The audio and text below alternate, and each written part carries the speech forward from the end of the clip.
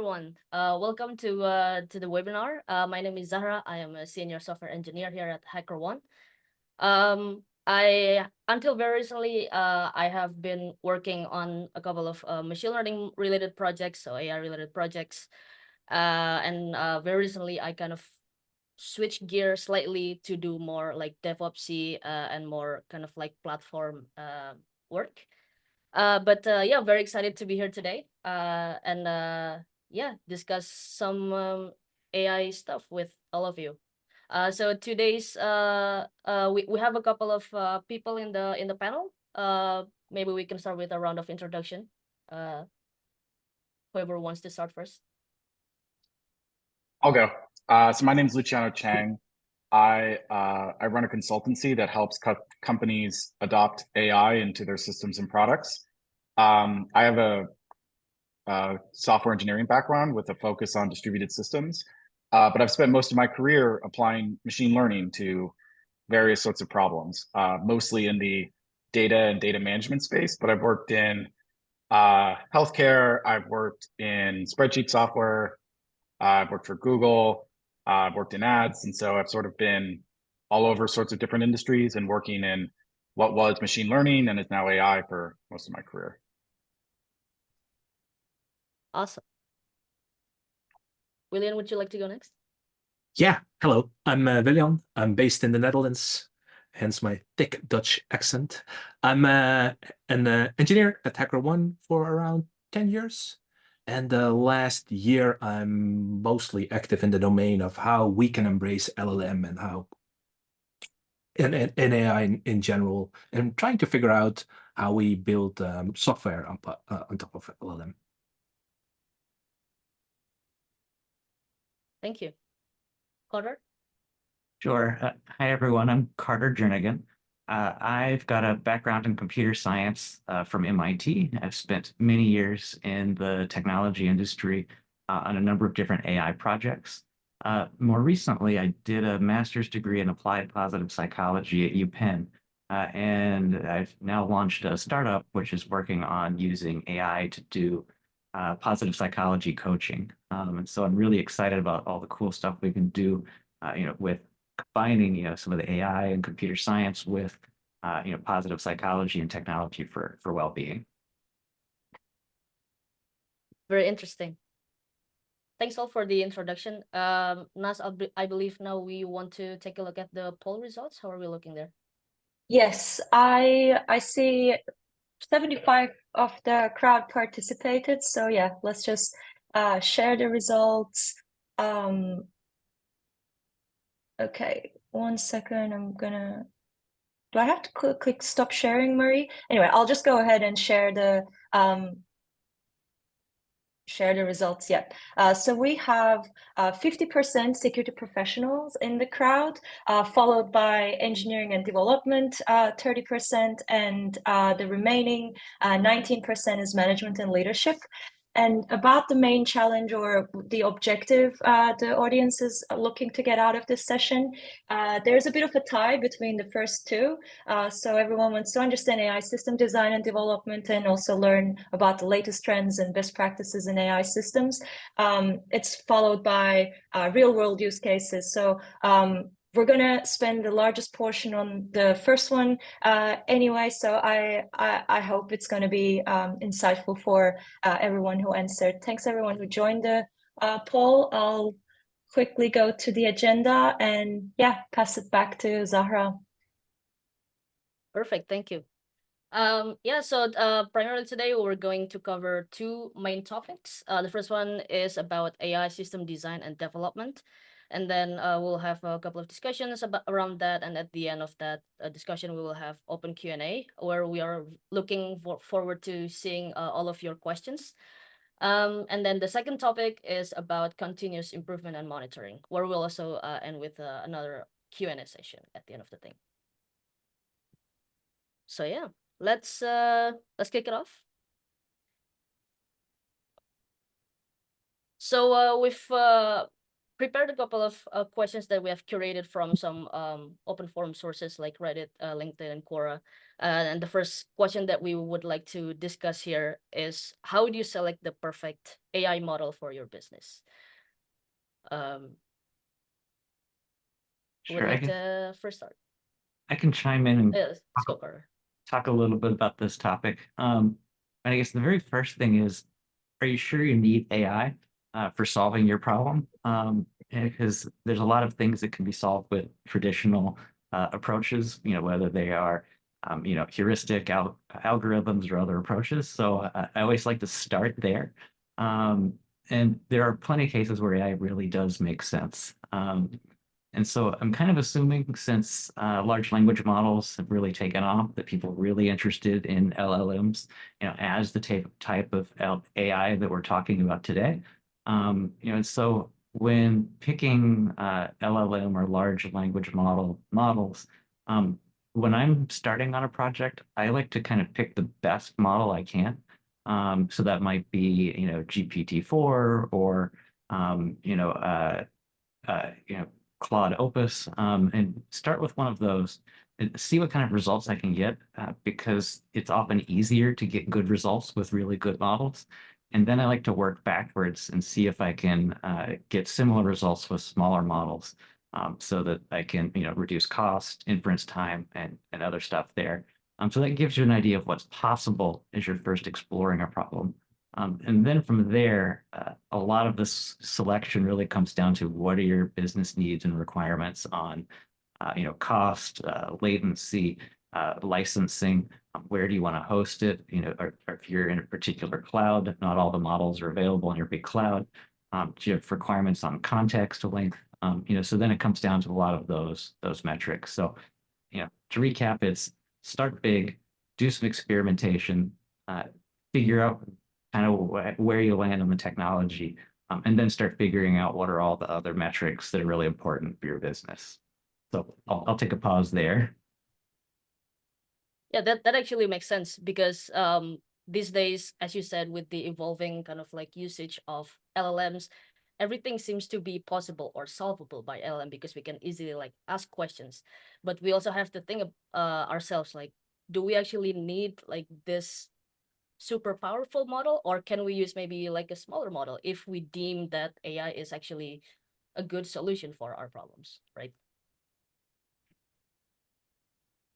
Yeah, I'll just jump in and first completely agree that everything you said is correct. And I will add that core to like what you're trying to choose is the data that you're going to put into it.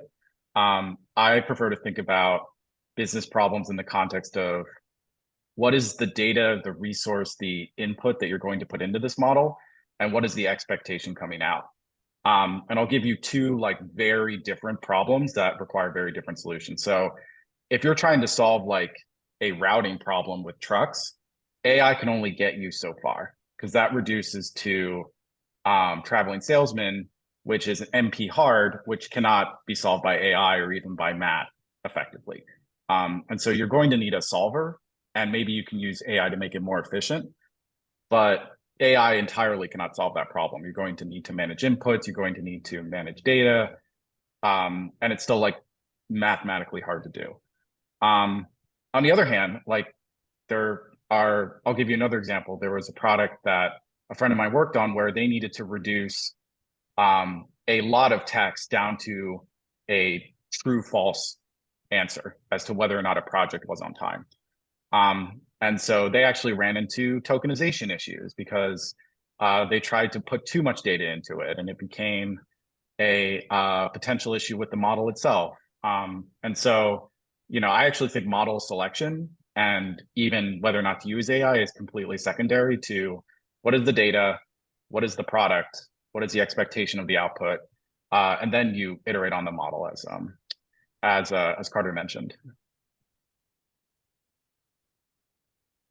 Anything you'd like to add, William? Nope. Sounds good. Yeah, we can move on to the next question, perhaps.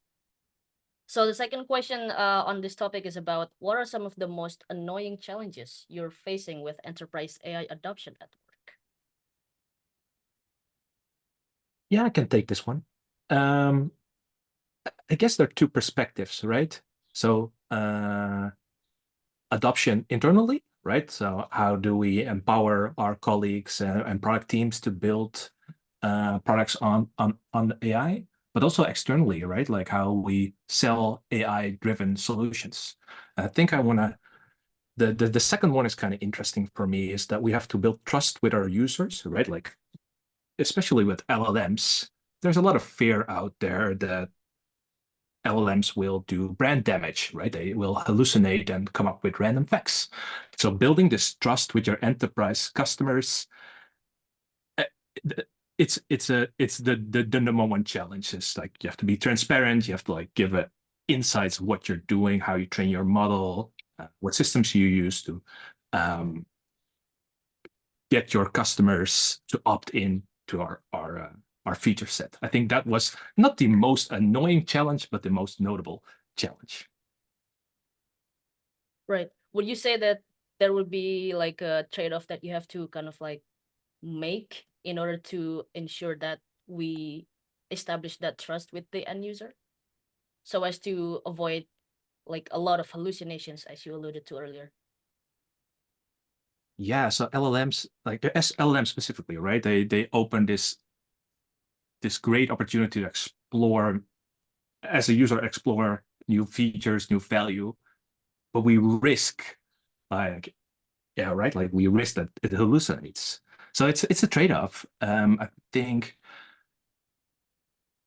yeah. So regarding hallucination, we implement various systems to eliminate that, right? Like with RAG and with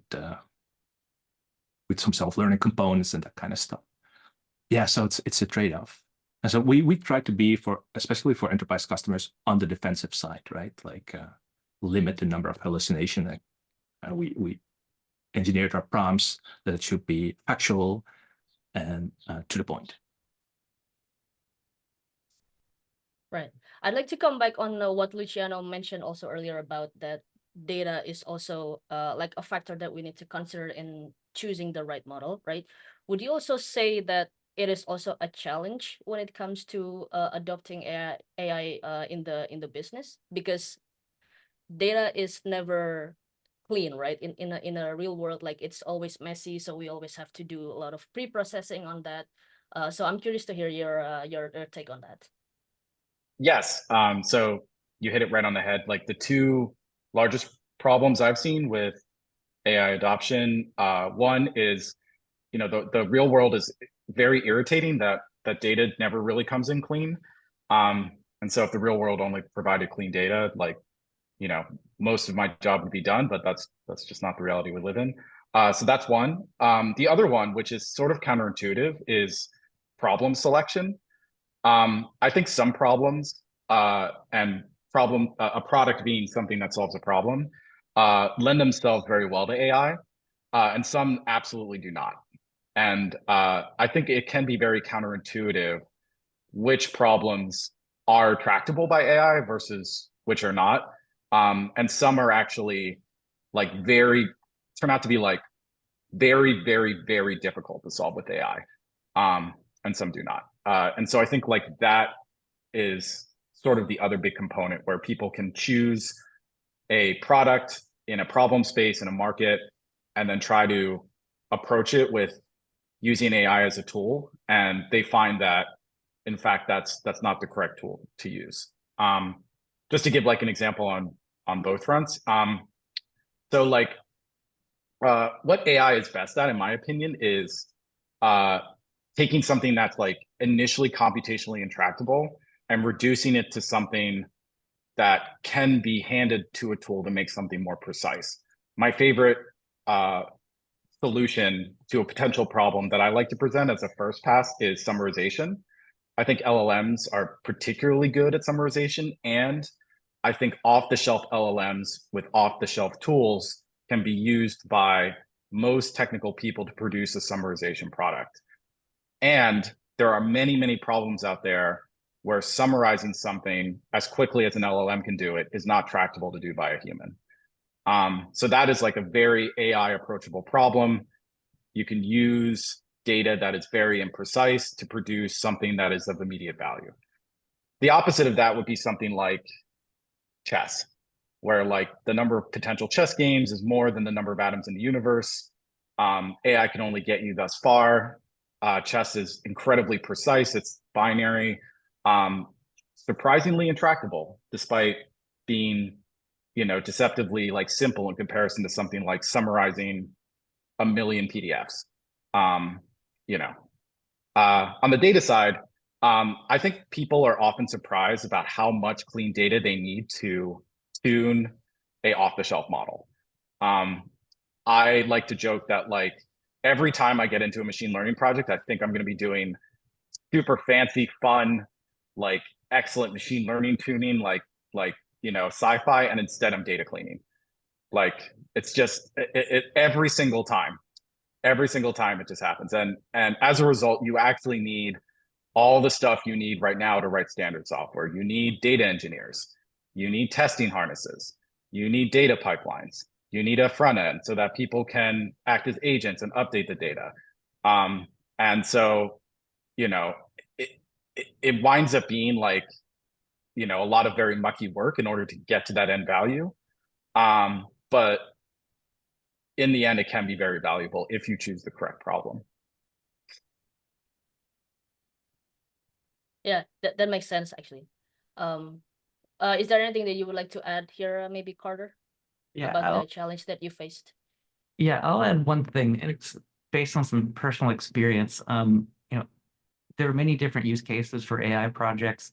A common one is question answering around some sort of data set, whether it might be documentation that you want to be able to ask questions of.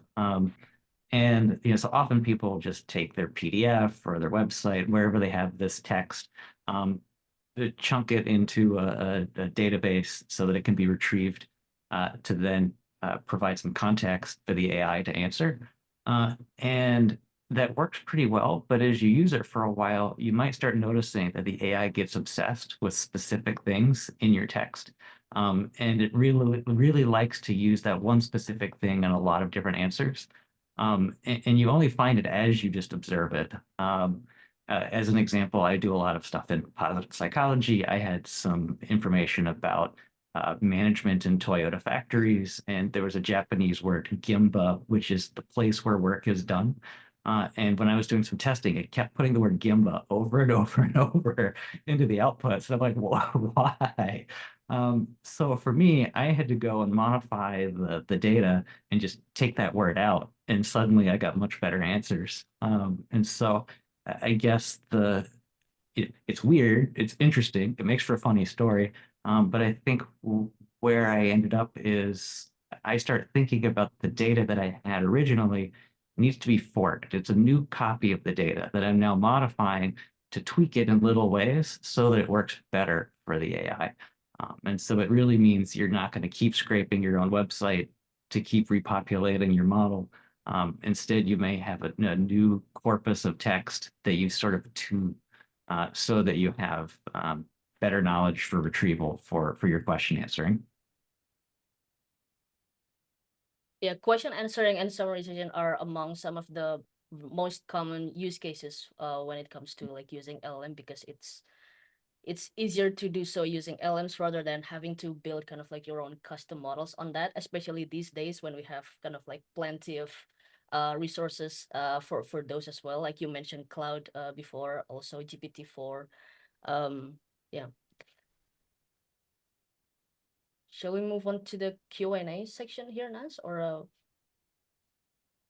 Yes, that sounds like a good idea. We already have one question here, but yeah, we're now opening it up for the Q&A. So if anyone has any insights, comments, feel free to share us. So in the next 10 minutes or so, we're going to be taking your questions and going through them.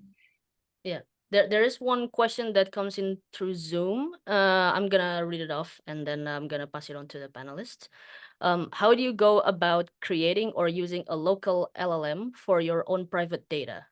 I'm trying to learn how to use RAG, but don't know where to begin on how to learn how to do it. Ingesting data to a vector database, or how to chunk the data, then using LLM to do inference on the data.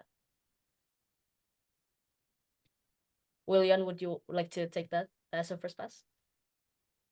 Yeah, for sure. So what the LangChain is an incredible learning source. They have so many tutorials and have so many libraries pre-built.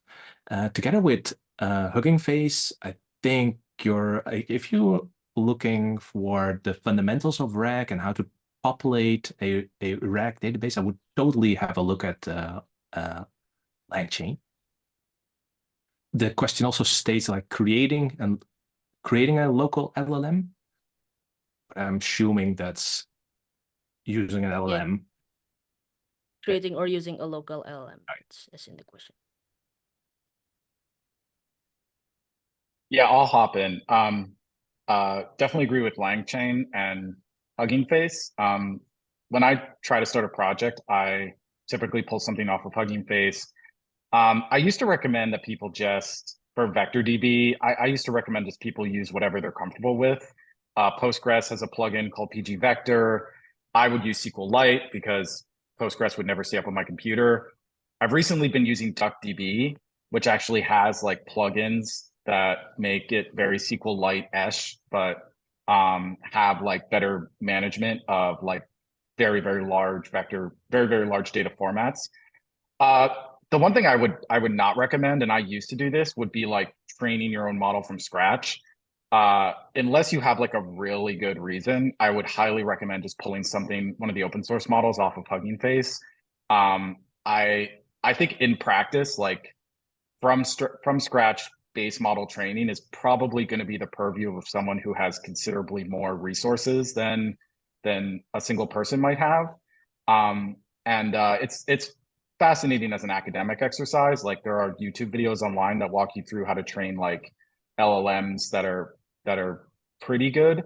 But unless you're training something like a perceptron or a really simple visual model, it's just going to take forever.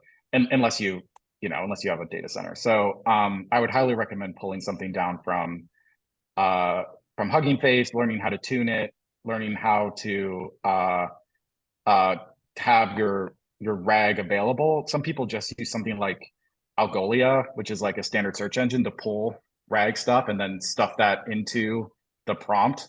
There's a bunch of different philosophies on how to do it. But it's a lot of software engineering. You find out that to wrap this LLM in a product, you also need a search engine and a database and a lot of code and plumbing. And it's very much a software engineering exercise as much as a machine learning and AI exercise. In all of your previous experiences, what factors or considerations do you think of when choosing some of these tools, if there's any? I'll grab that answer first, but I don't want to take up all the questions. For me, it's like what's that quote? Speed has a quality all its own, or like a plan violently executed today is better than a plan that's planned out. I'll do the fastest thing, and candidly, the fastest thing is whatever Amazon is selling right now. And so AWS and the tools that AWS has is often how I sort of start this process. And so AWS has Comprehend, which is one of their LLM model bed systems. They have Bedrock, which is their hosting system. These things are like pretty mature products. They're really getting there. And so I will often play with that. I think the most correct answer is you want to do whatever you're comfortable with. If you are familiar with the Microsoft ecosystem, I would just go to Azure. If you are playing around locally with a notebook and you're not familiar with cloud, I would go to LangChain or whatever. If you're used to like Jupyter notebooks, I would recommend going to downloading a sample Jupyter notebook and walking through that. I would not recommend trying to do it without a tutorial or without an existing product. Yeah. That makes sense. What about you, Carter? Yeah, I would agree with, start with what you're comfortable with. I often also, when I'm trying to solve these things, like to split the problem apart, decouple the problem. Because the original question was asking about how do I do this locally? I'm trying to learn how to chunk my data. Like there's multiple things you're trying to learn all at once. And if you can learn one thing at a time, that might make it a little bit easier on yourself. So I might personally start with using, OpenAI, GPT-4 plus OpenAI embeddings. Just do that. Don't worry about doing it locally. Use a hosted vector database. Pinecone has a serverless option, which means it won't be expensive. And if you're concerned about privacy of your data, use some other data. Grab a Wikipedia article, whatever, just so that you can experiment and figure out the process. And then you're not fighting, how do I install all these tools locally? How do I get it working on my GPU? So you've decoupled the problem and simplified it down a little bit. So that's my suggestion, because I can tell you the number of times I've tried to check out an open source project to compile it on my machine, it almost never works the first time through. And so as much as I could reduce the debugging to get started, it is good for me. So hopefully it's good for you too. Yeah, that resonates a lot with me. I used to do that in a more like academic setting, not so much in the industry setting. And yeah, it's for me, if there's anything like off the shelf that we can easily use, that's the option I would go for. Okay, let's move on to the second question. Why are we naturally believing that LLMs are actually knowledge models? Aren't LLMs just a model that understands language?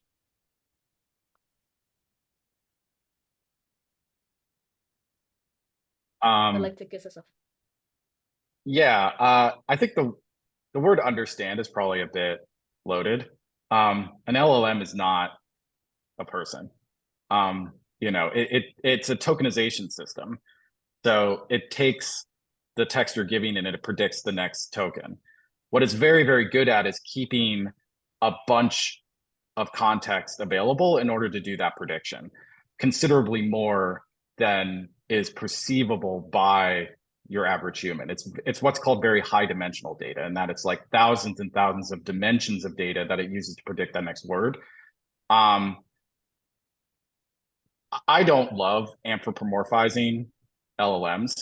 I really think that they are software like any other software. And so I would prefer to think about them that way. And I guess like if that misperception exists, I haven't heard of it, but it's really a prediction system. It's just very, very good. It's a very good prediction system for human language, which is like, in the context of all data, especially visual data, human language is surprisingly compact. Like the amount of Netflix data that's flying around the internet is like much larger than all text that's ever been produced. Just because the visual spectrum is so much more dense. And so although like human language is very broad, it's actually one of the easiest things to build a prediction engine around because it's so compact.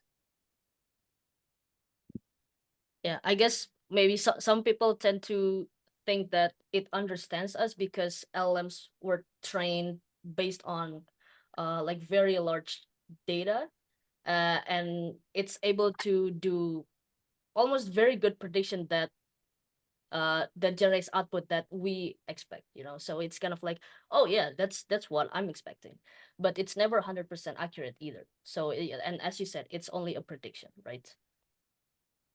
I had one other thing to add to this is I find the best way to explain how to get the most out of large language models is to think about they're best at operating on text that you give them. So instead of treating it like a search engine like Google, where you ask it, who's the president of the United States or whatever, and it's going to emit a factual answer, it's much better to give it a bunch of text and ask it to process that text in some way and give you an output. And so at that point, it really is a language model operating on information you gave it, as opposed to trying to retrieve knowledge that it was given as part of its original training. So I think that mindset shift around have it operate on text you give it is how you can really get the most out of these systems.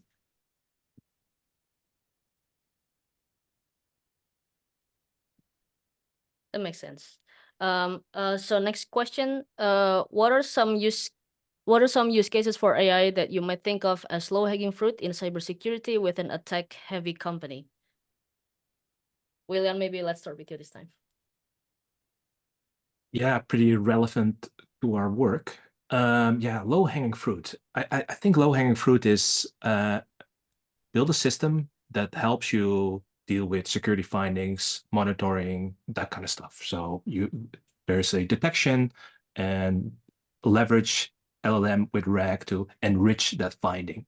So you're spending less time on triage, and you can draw your conclusion and triage and prioritize it faster. I think that's the low-hanging fruit for any security finding, whether it's a security scanner or a result from a bug bounty program or a pen testing finding. Like, collect all the data and then summarize the finding.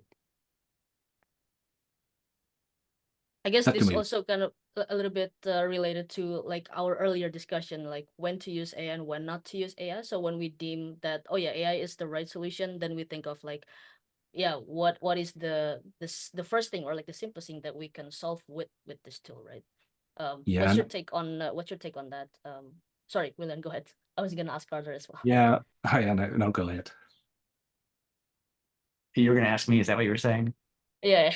Yeah. I think there's a lot of different directions you can go with this question. I'll give an example of something I did in the last week.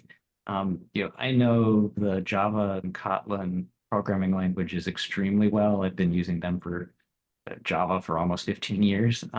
But then when it gets to, Bash shell scripting, when I often have to work on, CI workflows, I don't know Bash that well. And so often what I'll do is write a Bash script that I need to write, copy and paste it into an LLM and ask it, hey, do I have, particular type of security bugs? So I'll ask it, is this type of bug present in this code? And I said, here's the area where I'm really concerned about. And it can really help me debug some things. So I'm very targeted with what I'm asking, but I've found that's been really effective for me in some environments where I'm a little bit less confident, even though I understand the concepts of how that problem could occur, if that makes sense. Yeah, to piggyback on that idea, code reviews, right? So you can apply the same prompt in code reviews and do a first pass and give a heads up on what to check and what could be insecure. And I'll note it's really good not to just say, how can I make this more secure, but I'm concerned about a SQL injection, on this line. So being very specific will often get you much more specific answers coming back.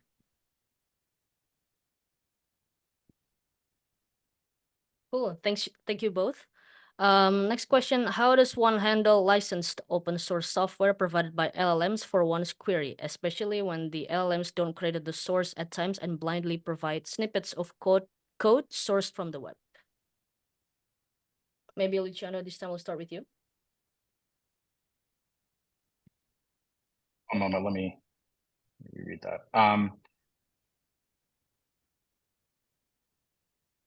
Credit the source. So this is going to be a bit of a cop-out, but when I'm deploying and managing systems, I normally don't do something unless it's blessed by a third party, like, again, Amazon and Microsoft. I am not a lawyer. And so I feel like, depending on the complexity of the problem you're trying to solve, the license could be critical to your business or completely irrelevant. When I use or implement models, I am typically pretty conservative about the licenses I choose to use. And it's rare that I'm using a data set that is not explicitly blessed to be used. There are use cases beyond that. I will admit I am not an expert in those use cases. That's all right. And since like William and Carter, you both were just alluding to code reviews before. What do you think about this one? I mean, if my understanding from the original question is that there's a concern about, you ask a model, it gives you some code back out, that code might be open source, but it's not attributed. Obviously, again, we're not lawyers, but my understanding is that, for example, GitHub Copilot and, OpenAI have a copyright indemnification, or so that they accept liability instead of you accepting liability for that.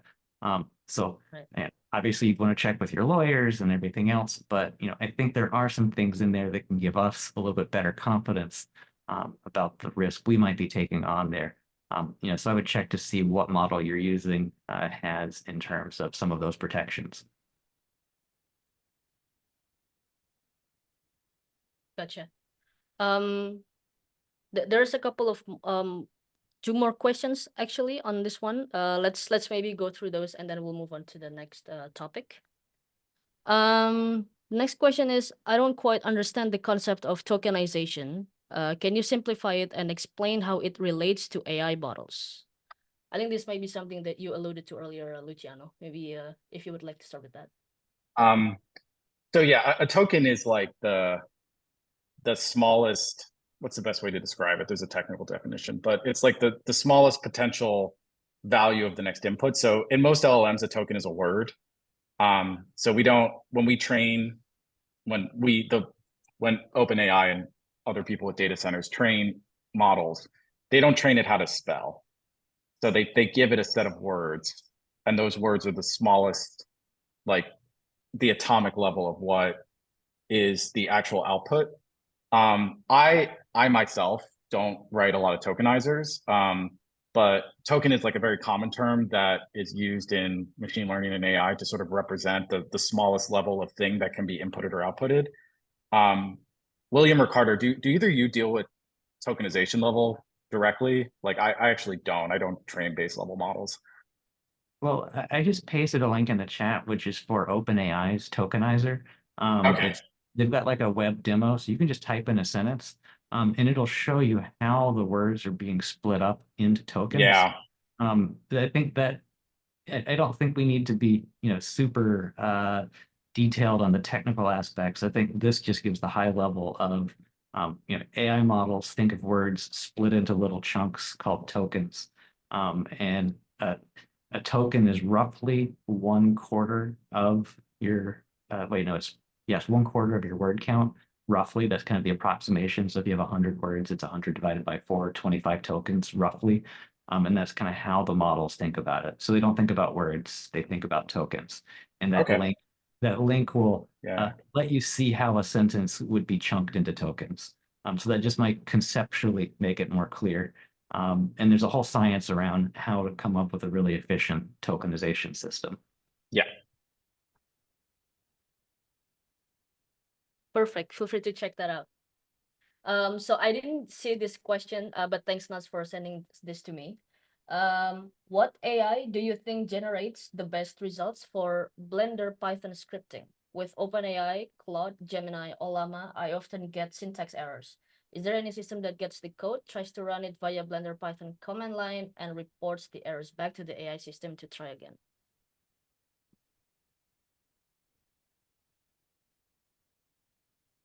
Yeah, specifically for Blender, I don't know, but yeah, like for Python specifically, we have good experiences with Claude. But I think Llama 3 has a version that's specialized, is trained on code samples. I would suspect that does very well. The second part is kind of interesting, right? Like you could, like if you have a chat interface, you could feed the error back to the prompt. It's like, yeah, it didn't work. Give me a new suggestion. Yeah, you could set up a small pipeline for yourself to figure out. So how to, yeah.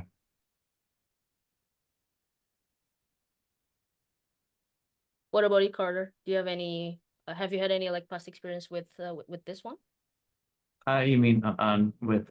I mean, I actually don't write any Python, which is probably terrifying for all the people that do AI.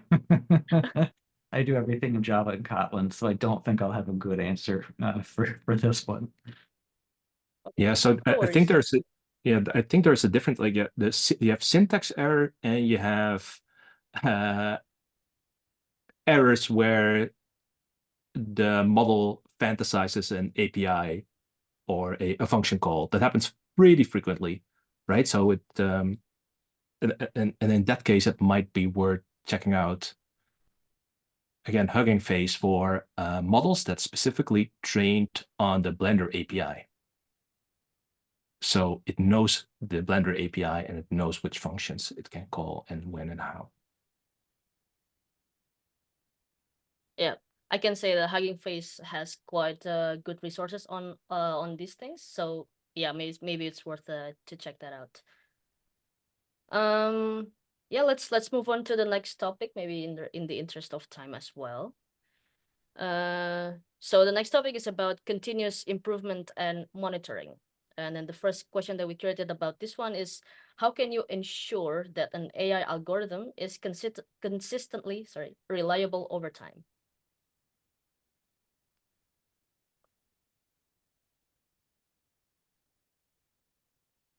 Ensure is the scary word here, right? Give guarantees that it's not.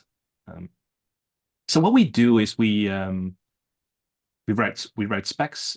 We have a mechanism that tests prompts and responses. This is specifically for LLM, and we make it part of our CI. So if we upgrade a model or we change the prompt, we can check the existing cases, but also previous interactions, and that's how we try to make this system as reliable as possible. But it's a deterministic system, right? So if a model updates, it's hard to predict how the model will behave in the various the wide variety of cases we use. Go ahead. So I'll just briefly add that definitely the word consistent is probably not going to, it's not going to be as consistent as you think. The analogy I like to give when testing and maintaining reliability for LLMs over time is it's less like testing a program and it's more like testing a game. Like if you think about like game testers and the amount of potential paths there could be through like even a very simple game, it's actually very, very large. And so you can't have full coverage for the game. And instead what you do is you have like common paths that a character would go through the game in order to run those critical paths. And you assume that those paths, when tested, cover a category of potential things. But you can't touch or test every edge of a game. It would be computationally intractable. And testing an LLM counterintuitively, and I assume we're talking about LLMs here, but it's more general than that, is sort of the same in that what you actually wind up doing is having a series of prompts and then a series of expected outputs, and then running those prompts and expected outputs, and then constantly updating them and maintaining them. There's this idea of like evaluation that comes with models, and there's a whole discipline around it. And actually now there's like metrics for that. And so, we're going to probably mention Hugging Face at least 5 more times in this talk, but Hugging Face has metrics. Hugging Face actually has a leaderboard for this. And the tool I've used like locally for this is called LM-eval. And that has like a whole testing harness to run tests on LLMs. And I believe it has like a format for tests. And then there are open source test question answers, just like there are open source models and training systems you can use to run tests, and those have different categories. But yeah, I mean, you have this, amorphous thing, and I think there's actually like a meme that people use. It's like it's a multi-headed octopus, and you're trying to test that it does the same thing every time. and it is under hood like a collection of floating points with a prediction engine, and so complete reliability is tricky. And so instead, you sort of get approximations and percentages based on what you ask it and the responses you get, and you wind up just having a lot of asks and a lot of responses, and you run them consistently. So, And you were gonna mention something, Carter? yeah, I'll add, just building on what everyone else has said, which has been great. One is to just ask what's your requirement around, consistency. Because in the real world, we rely on a lot of statistical systems. Human beings, a lot of what we do is statistical. Like try to go, sign your name 10 times on a sheet of paper, and it's going to look different every time. So your signature is not consistently reliable, but it is still consistently your signature. And so, some variation is okay. So I would kind of ask that question just to understand, how consistent you need it to be. Another just tip, and this is more of an implementation piece, is if you do need things to be more reproducible, especially when you're doing your testing, a lot of models let you now configure the randomization seed. So that means that you can make the same request 10 times in a row and get the same response. And that can be really helpful if you're making small tweaks to your prompt or small tweaks to your testing data set. Because the last thing you want to do is, run your test suite 10 times in a row and get different answers each time. So setting that randomization seed can save a lot of pain during that stage of testing and development. But you probably want to make it random again when you productionize, because otherwise users asking this, the same question won't get any variety. So there's pros and cons to that functionality. You both mentioned testing and validation, and Luciano, you also mentioned that we can use some metrics that we can kind of like validate the performance of our like AI algorithm or models against. What do you find like the most what would like the first thing that you will see when you're actually validating that against those metrics? Like, do you care about accuracy, or do you care about recall, precision? What do you typically look in those in that step? I typically use, yeah, no, it's a good question, and I would say this is like very subjective. I typically work backwards from something called the F1 score, which is sort of a rough combination of like, accuracy and precision, and it puts it on a 0 to 1 scale. I think in practice, like a lot of what someone would consider consistent or reliable is what the product actually does and not the output of the model. And so I don't write a lot of systems, or I haven't produced a lot of systems where the model is directly exposed to the user. And so I first try to like bracket the input and output to be a set expectation, and then I work within that to iterate on what I need the model to do. To put it simply, I have no expectation that the model be perfect. I have much broader expectations that the model is going to sometimes do wacky stuff, and you need to figure out what guardrails you need to put on it in order to be able to do it.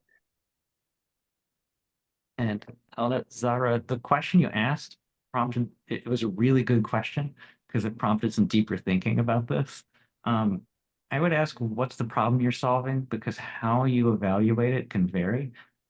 If you're building a classifier, then you can have pretty good precision and recall metrics. But if you're building something, where you're actually emitting a bunch of text, then you might need another LLM to evaluate that text.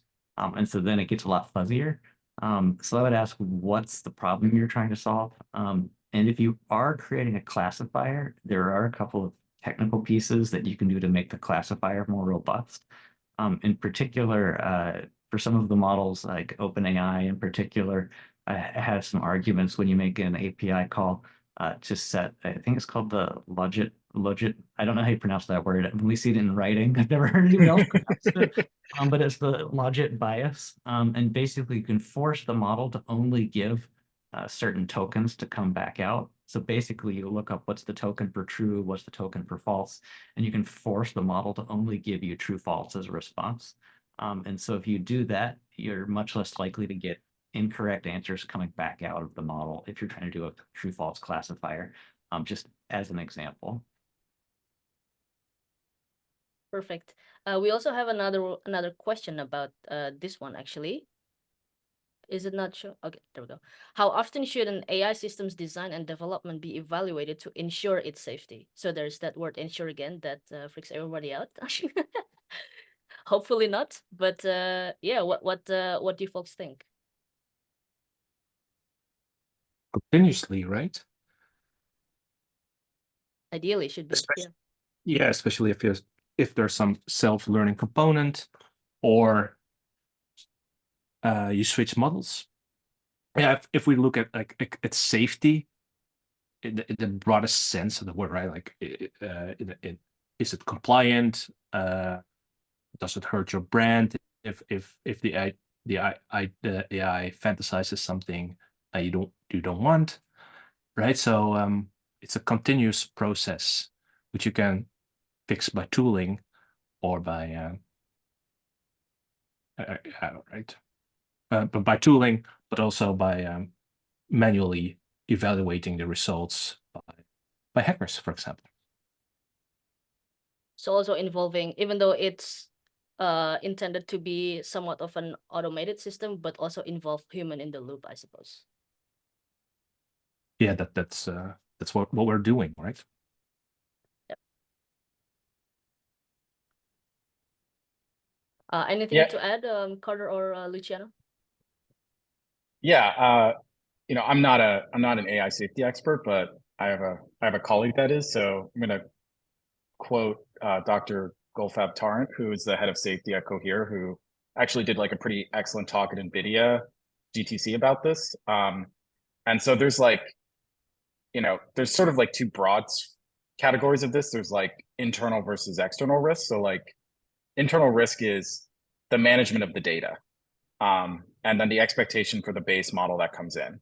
And so if you're training a base model, you actually have like a much broader safety requirement than if you're not, because you have to handle considerably more use cases.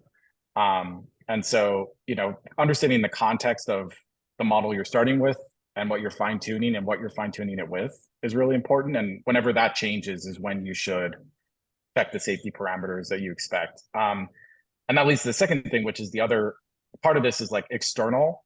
And a lot of that is just always evaluating the output whenever any part of the input changes. And the output is very much dependent on a key term called like operational design domain, which is like, is this robotics? Is it healthcare?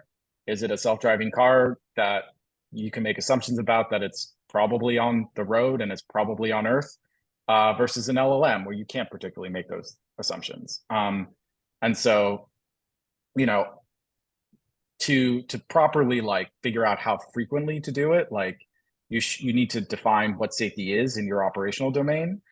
And then you need to be able to figure out where the inputs and outputs are coming from.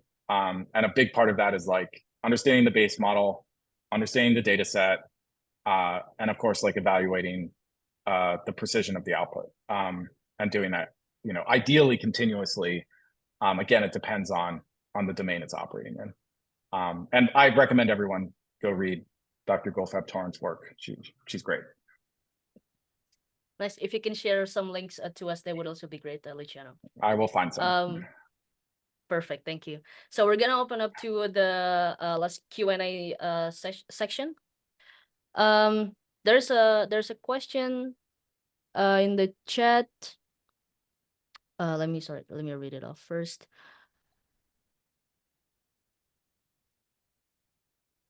So the question is around the fact that most or the majority of LLMs are either trained in English or more capable of solving kind of like English language problems.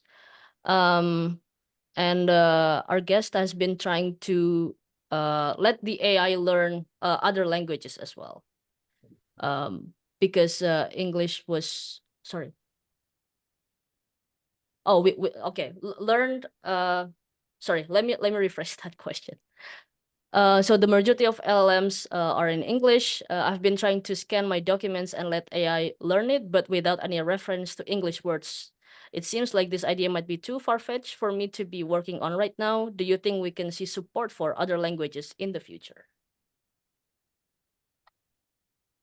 Yeah, so if we do document search with LLMs, right? So instead of searching for the direct keywords, we first make an embedding, right? So instead of the raw text, we make a vector representation of the string we're looking for or the concept we're looking for. And in the database, we've also stored, although we stored vectors of the documents, like whether it's in Indonesian or English, they all have the same, or they share this language basically, right? So if we search through our documents, we use this vector this embedding, so the vector to figure out which documents are close to each other using the vector embedding. So it's not depending on the language. The language is only relevant if we go from pure text, the keywords, to this vector embedding. And I think most big LLMs do support most languages, like the one you mentioned. Zara, you can attest to the Indonesian one. I don't think I will need LLM for that. But yeah, I mean, fine tuning is also like another option of like for this. I guess like why it's been used in a lot of or it has a lot of like English vocabularies in the model is because it's mostly trained on like English based documents, right? Anything we find in the internet basically. But fine tuning could also be an option where you can provide like your the documents, and as William mentioned earlier, like use vector embedding for that and fine tune the model based on that embedding. That could also be an option for solving this particular use case. And I'll chime in just with two thoughts, because it's not clear from the question whether the problem is one with embeddings or the problem is one with the language model itself. So a little bit of clarity could help us answer this a little bit better. There are multilingual embedding models and there are multilingual LLMs, but we do know that the LLMs tend to work a little bit better on English right now, but they have gotten much better in other languages just in the last, year. So yeah, I guess I would say, one, figure out which is part of the problem, the embedding or the language model. That will help. Two, look for multilingual embedding models. And then three, if it doesn't work great for you right now, it might get a lot better in a few months. Like, I don't think this is a problem you're going to have to wait years and years for a solution to. Yeah. You may get good results just by, camping out for a couple weeks or months and then trying it again. Yeah, especially at this rate, right? Mhm. Okay, let's take one last question and then we're gonna wrap up. With stable diffusion from Python command line, I sometimes get images with random letters. Is there a way to turn off the part that fills the image with words that don't exist?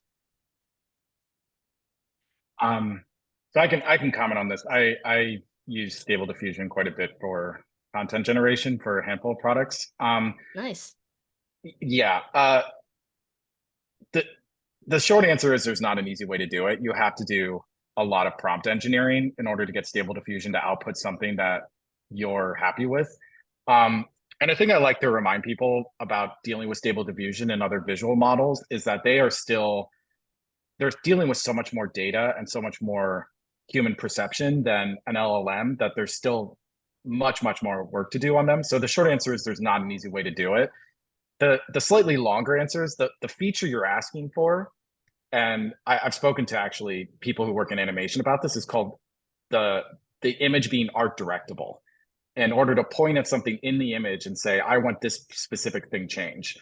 The problem is the model doesn't quite understand that. And the model doesn't even quite understand the context of language and the importance of language to humans inside of an image. And I'm using the word understand loosely here again. And so, it might actually be faster to simply say, make this one color rather than saying like, tell it to ignore language. But you really have to do a lot of tuning in order to get Stable Diffusion to do what you want. The exercise I recommend everyone do when they get a new visual model is to tell it to create an accurate chessboard. And you would be surprised about how hard it is to get it to do something like that. And language is considerably harder than that. And so LLMs have come incredibly far and work on human language, but anytime you deal with something visual, video, the video generation models, anything like that, it's just a very humbling reminder that anything visual has so much more data and dimensionality than text, that there's still a lot of work and product work and engineering that needs to go into it. And it's so much more expensive to do it because there's so much more data. It's considerably larger and considerably more complicated. So unfortunately, that's probably not a very satisfying answer, but that's the best I can give you. No, we appreciate it. And thanks to all panelists for answering all of the questions. And thanks to everyone for sending in your questions as well.